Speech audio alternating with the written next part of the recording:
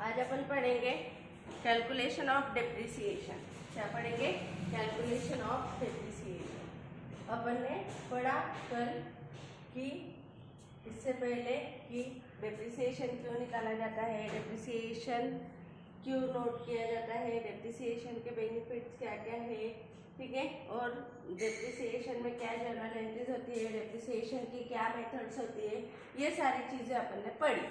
आज अपन पढ़ेंगे कि एक्चुअली डेप्रिसिएशन कैसे कैलकुलेट किया जाता अलग अलग मेथड के हिसाब से, ठीक है। तो दो मेथड्स अपन ने पढ़ी थी, स्ट्रेट लाइन मेथड SLM जिसको बोलेंगे, फिक्स्ड इंस्टॉलमेंट मेथड जिसको स्ट्रेट लाइन मेथड ही बोला जाता है, या ओरिजिनल कॉस्ट मेथड,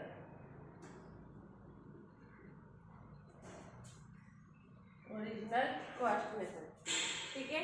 और सेकेंड टाइप है reducing balance method, return down value method, या फिर इसको बोलेंगे डिमिनिशिंग बैलेंस मेथड, ठीक है। क्या क्या नाम बोले?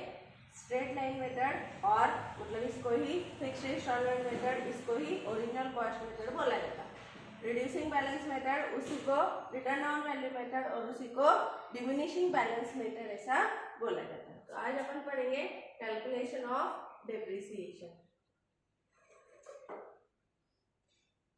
ठीक है।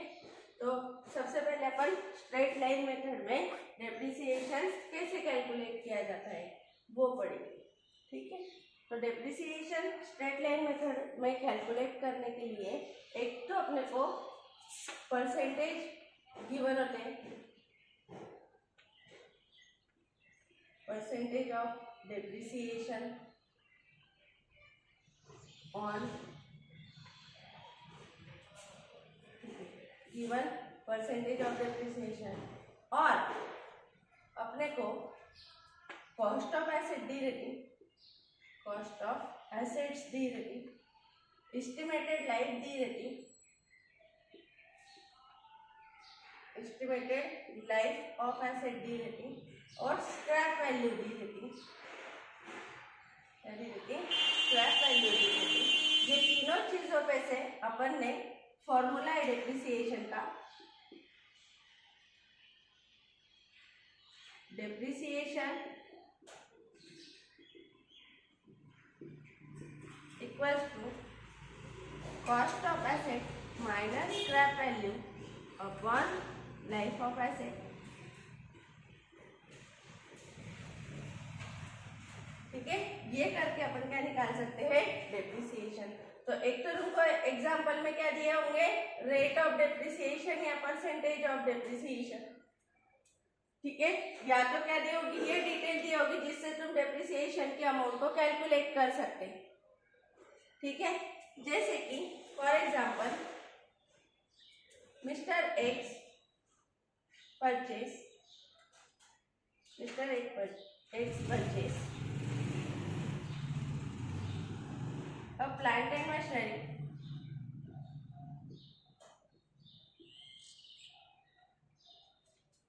of rupees 5 lakh, of rupees 5 lakh on 1/4/2019,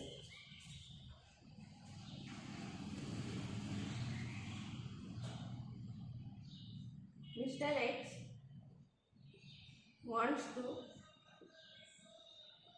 depreciate asset by straight line method or original cost method और फिक्स्ड इंस्टॉलमेंट मेथड, कोई भी एक नाम यूज होगा।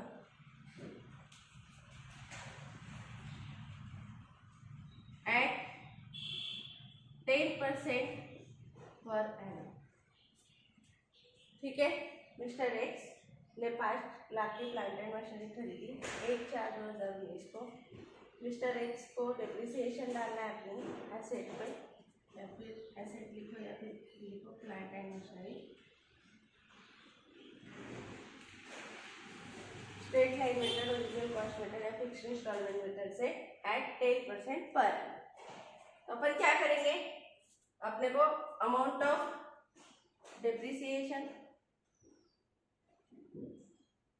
Equals to cost of asset into rate of depreciation, ये फॉर्मूला यूज करेंगे।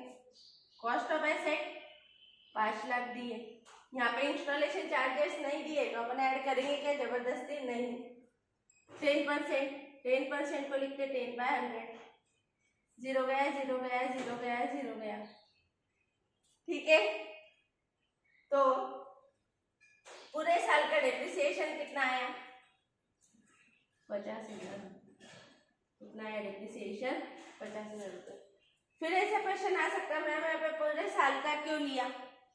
क्योंकि 1/4/2019 और जहाँ पे तुमको फाइनेंशियल ईयर बोला नहीं है, मोस्टली एग्जाम्पल में दिया होता है कि ईयर एंड कहाँ से होगा, फाइनेंशियल ईयर एंड कहाँ पे होगा। अगर दिया नहीं है तो ऐसे सिचुएशन में 1/4 से अगर स्टार्ट हुआ है या 1/4 को अगर खरीदा है तो नॉर्मली 31 मार्च फाइनेंशियल ईयर माना जाता है।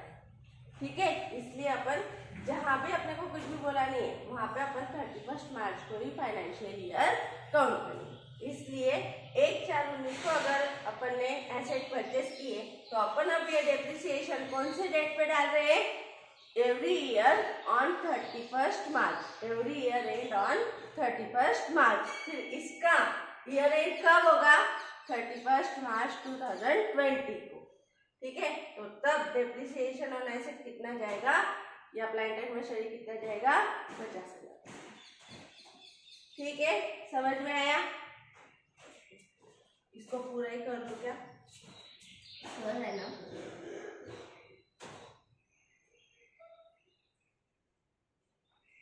We are ending 31 March every year. ठीक है, चलो लिखो इसको।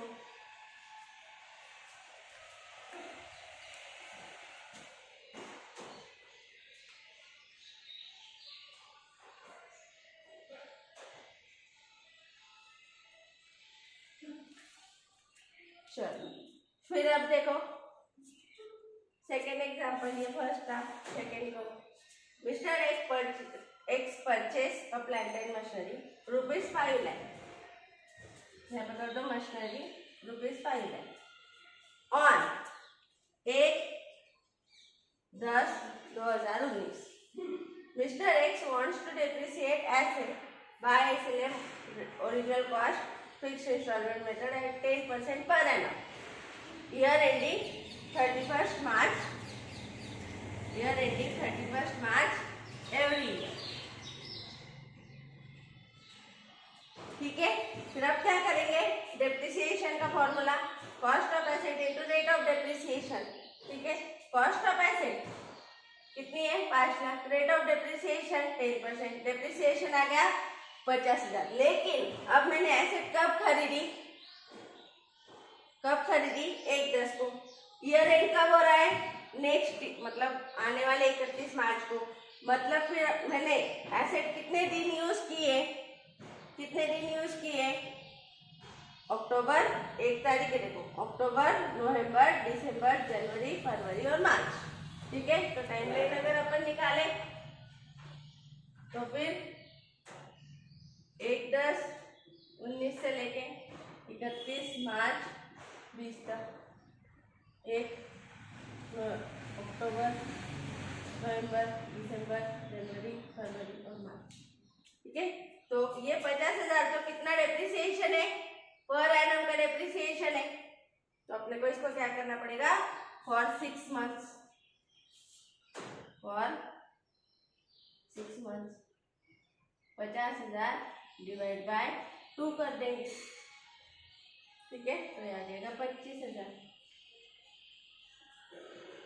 जितने अपन ने कल डेप्रिसिएशन मशीनरी अकाउंट निकाल के लिया था, मशीनरी अकाउंट का फॉर्मेट में मैंने लिख के दिया था फर्स्ट ईयर का जब डेप्रिसिएशन डाला जाता है in the year of asset purchase, उस साल जब से एसेट परचेस किए तब से ईयर एंडिंग तक डेप्रिसिएशन डाला जाता है। ठीक है, तो ये रहा तुम्हारा सेकेंड वाला पैटर्न। तो लिखो एक एक क्या क्या चेंजेस होते जा रहे हैं, सिर्फ उतना ऑब्जर्व करते चलना।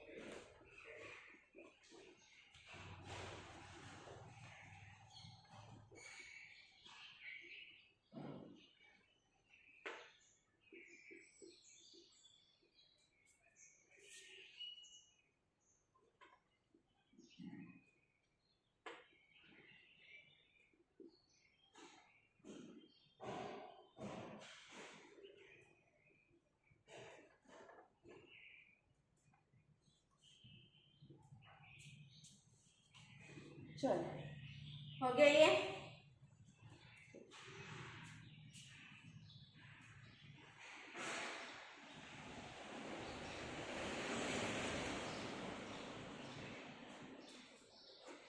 एग्जाम्पल नंबर 3 देखो क्या किया अपन ने। बिल्डिंग परचेज की, कितने की परचेज की? 10 लाख की। डेप्रिसिएशन का rate 5%। Year ending 31 March every year. ठीक है, कहाँ से कहाँ तक डेप्रिसिएशन लगाना है? From the date of purchase to year end. Purchase कब की है? 1/3/2020 को, 1/3/2020 को। और ईयर एंड कब हो गया? 31 मार्च 2020 को। कितना डेप्रिसिएशन लगेगा? एक ही महीना है, नहीं है, 1 मंथ का डेप्रिसिएशन लगेगा फर्स्ट ईयर। फिर क्या करेंगे? Depreciation equals to cost of asset into rate of depreciation. बोलो, cost of asset 10 lakh, rate of depreciation 5%। 0 गया, 0 गया, 0 गया, 0 गया, ये आ गया 50,000 रुपीज। ठीक है, देखो रेट चेंज हो गया, अमाउंट वही है पिछले एग्जाम्पल वाली, लेकिन रेट चेंज है, कॉस्ट ऑफ एसेट भी चेंज है। हमेशा 50 आएगी क्या? नहीं। ठीक है, हाँ, पर ये कितने साल का डेप्रिसिएशन है? पूरे 1 साल का। अपने को कितने महीने का डालना है? एक ही महीना अपन ने एसेट यूज की तो अपन एक ही महीने का डेप्रिसिएशन लगाएंगे। 50,000 इंटू 1/12, 12 में से 1 महीना करो, क्या आएगा?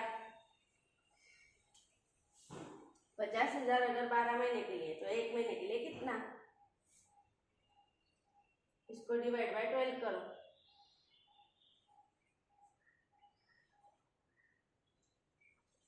कुछ पॉइंट में आएगा।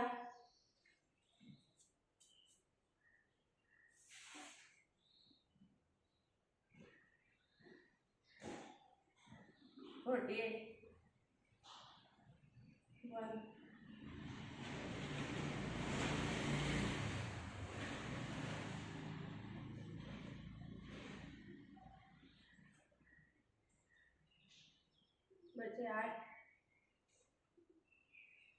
गलत हो रहा है।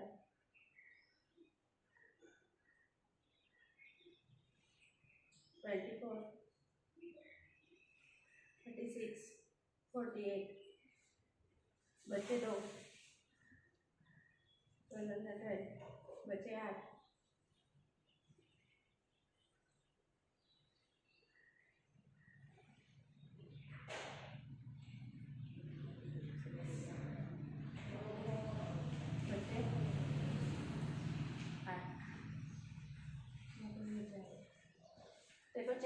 एक बार,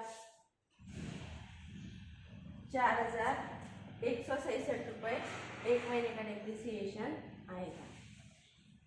या फिर इसको कन्वर्ट कर लो, 7 रुपये ले लो, 4167 रुपये आएगा। चेक करो एक बार, अमाउंट गलत नहीं होनी चाहिए, क्योंकि अगर अमाउंट गलत हो गई तो फिर तुम्हारा पूरा एग्जाम्पल गलत हो जाएगा। ठीक है, बच्चे 2000 थे, 2000 को 12 में डिवाइड करेंगे, बराबर। ठीक है, ये अमाउंट सही है। तो ये हुआ तुम्हारा थर्ड एग्जाम्पल। तो इतना याद रखना है, जब जिस साल एसेट परचेस किए उस साल कितना डिप्रिसिएशन लगेगा, जितना जहाँ से एसेट परचेस किए वहाँ से तो ईयर लगेगा। ठीक है, इसी एसेट का सेकेंड ईयर का डिप्रिसिएशन क्या है, फॉर फर्स्ट ईयर। ठीक है, सेकेंड ईयर का डिप्रिसिएशन क्या आएगा बोलो, सेकेंड ईयर डिप्रिसिएशन वापस क्या करेंगे, cost of asset into rate of depreciation. अब ये जो एसेट अपन ने 31 मार्च को यूज कर रही थी, ये इस साल क्लोजिंग में होगी, क्योंकि अपन ने परचेस कर दी तो पूरा डिप्रिसिएशन डाल दिया कि नहीं। 10 लाख की एसेट पे 1 मंथ का डिप्रिसिएशन डाला है, बाकी एसेट तो अपनी बची हुई है। स्ट्रेट लाइन मेथड है, इसलिए अपन सेम फॉर्मूला यूज कर रहे हैं। क्या, 10 लाख रुपए इंटू रेट ऑफ डिप्रिसिएशन कितना है, 5%, 0 गया 0 गया 0 गया 0 गया, ये आ गया 50,000। अब मेरे को बोलो, ये एसेट बेची गई नहीं है, सेकेंड ईयर में ये एसेट बेची गई बोला है क्या, नहीं। अपन इसको यूज कंटिन्यूअसली करते जाने वाले हैं। ठीक है, तो ऐसे सिचुएशन में मेरे को बोलो सेकेंड ईयर का डिप्रिसिएशन कितना आएगा, इसको भी मंथ्स में डिवाइड करूं क्या मैं, क्योंकि ये जो एसेट है ये 1/4/2020 इस साल का क्लोजिंग, नेक्स्ट ईयर का ओपनिंग। ठीक है, इस साल से तो अगले साल के एंड तक कोई भी चेंजेस नहीं है। मैम आपने कैसे अजम्पशन कर लिया, अरे ऐसे सोल्ड की होती तो दिया होता, नहीं दिया है, मतलब अब पूरे साल का 12 महीने का डिप्रिसिएशन 50,000 से 50,000 लगते थे। स्ट्रेट थर्ड ईयर सेम आएगा डिप्रिसिएशन, क्योंकि स्ट्रेट लाइन में खड़े। फोर्थ ईयर सेम आएगा, कितने रुपए, 50,000। फर्स्ट ईयर ये ऐसा क्यों किया, तो फर्स्ट ईयर में अपन ने एक ही महीने एसेट यूज की थी, इसलिए फर्स्ट ईयर वैसे किया। बाकी second, third, fourth, fifth, six, जब तक एसेट 0 नहीं हो जाती तब तक आने वाला डिप्रिसिएशन सेम अमाउंट चलते रहेगा। ठीक है, अगर फोर्थ ईयर में जाके एसेट बेच दी तो अपन प्रॉफिट हुआ, लॉस हुआ, वो सारे कैलकुलेशन करेंगे। समझ में आया, तो इसको लिखो फिर।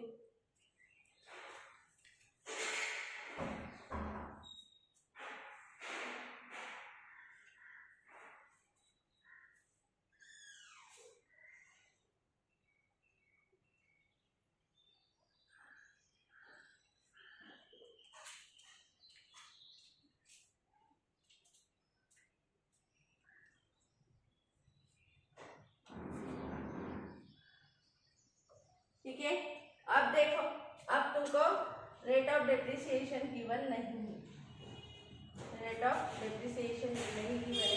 अब तुमको बोला है लाइफ ऑफ एसेट 10 ईयर्स, कितना, life of asset 10 years. Scrap value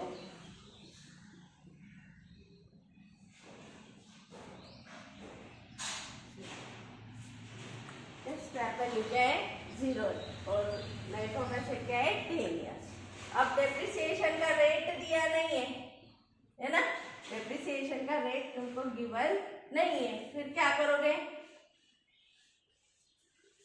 अब इस एसेट पे अपने को डिप्रिसिएशन भी डालना है, और अभी यहाँ पे अभी तक दे रहे थे 5%, 10%, अब तो दिया भी नहीं है, अब क्या करोगे।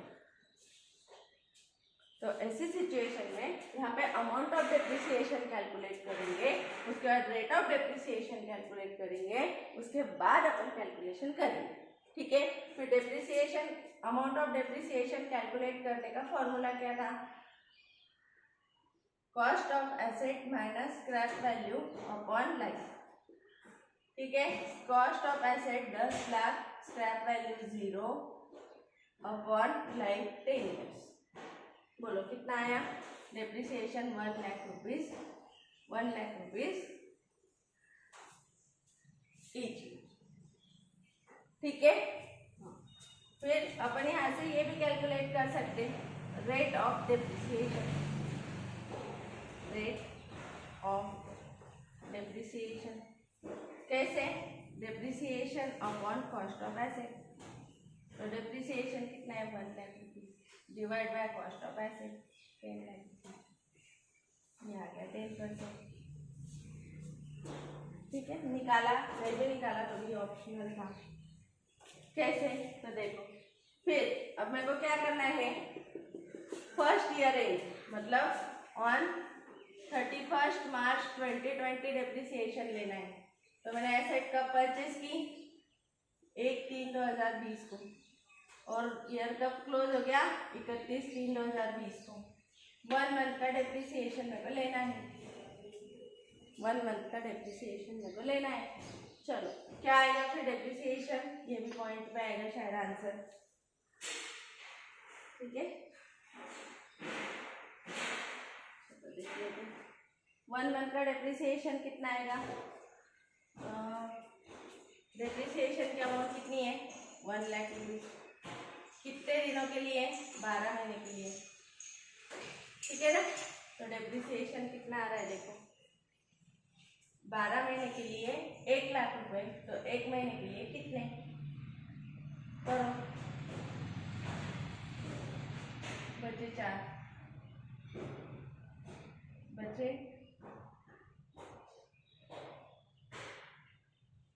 96, 12 ठीक है, बचे 4, 32 36, 12 36, बचे वापस 4, 333.33।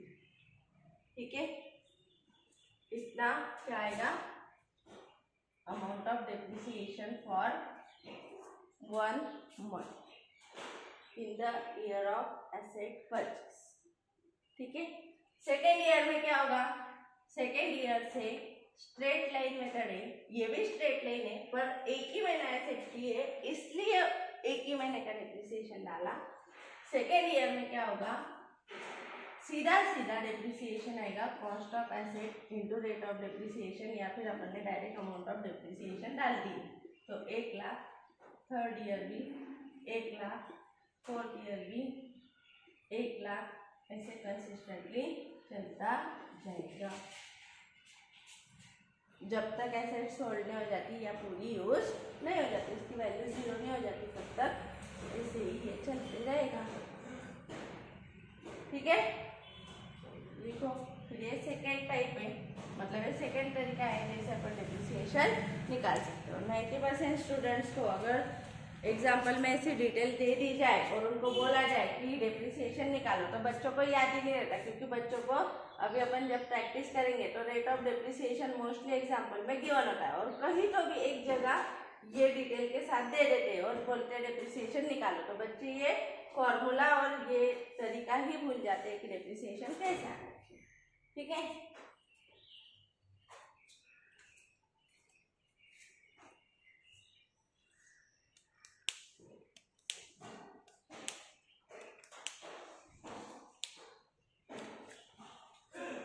ठीक है, चलो फिर अपन लास्ट एक एग्जाम्पल और ले लेते डेप्रिसिएशन कैलकुलेशन का, और उसके बाद फिर अपन कल रिटर्न डाउन वैल्यू मेथड से या फिर स्ट्रेट लाइन मेथड के एग्जाम्पल स्टार्ट कर लेंगे। उसकी जर्नल एंट्रीज कैसे होती है और उसका अकाउंट कैसे बनता है, ये चीज़ें अपन कल से पढ़ेंगे। ये तो जस्ट एग्जाम्पल थे कि अमाउंट ऑफ डेप्रिसिएशन अगर नहीं दी है या परसेंटेज ऑफ डेप्रिसिएशन दी है तो अपने को डेप्रिसिएशन कैसे कैलकुलेट करना है। ठीक है, उसके बाद बाकी बच्चों को क्वेश्चन आता है कि मैम ये डेप्रिसिएशन निकालना जरूरी है, हाँ इसकी वर्किंग नोट मोस्ट इम्पोर्टेंट होती है और ये आनी ही चाहिए तुम लोगों को। डेप्रिसिएशन की वर्किंग नोट नहीं आई तो कोई मतलब नहीं है। ठीक है, तो यहाँ पे अभी मैं थोड़ा सा चेंज कर देती। 12 लाख रुपये, ठीक है। 1/4/2020, ठीक है। अब क्या करोगे बोलो, अब क्या करोगे, 12 लाख, ठीक है। लाइफ ऑफ एसेट 10 ईयर्स, यहाँ पे आएगा 1,20,000। रेट ऑफ डेप्रिसिएशन किसी ने पूछा तो क्या लिखोगे, 1,20,000 डिवाइडेड बाई 12 लाख, 10% ही आएगा।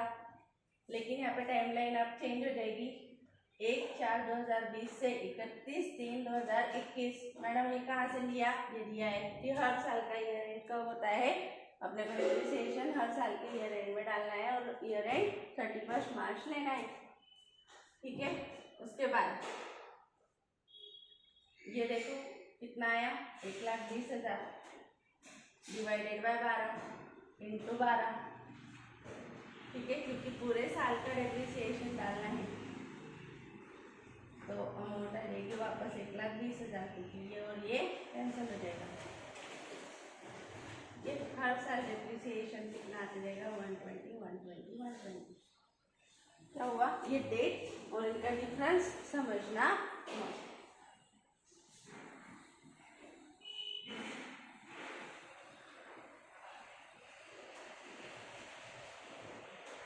चलो लिखो बोला इसको,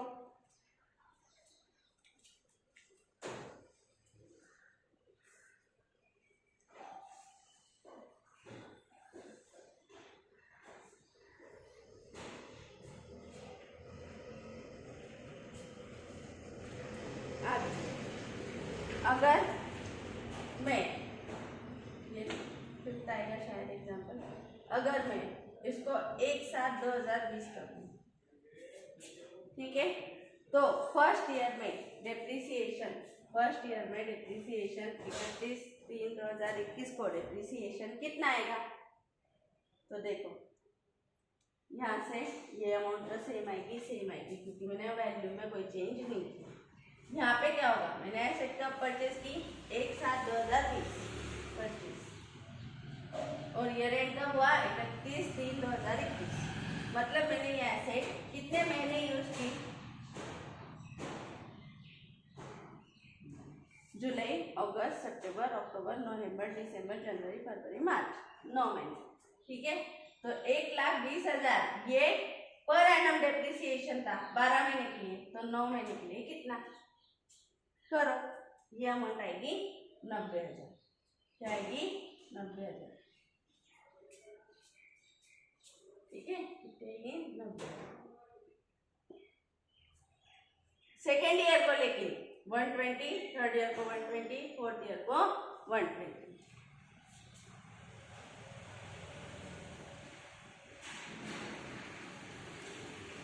समझा।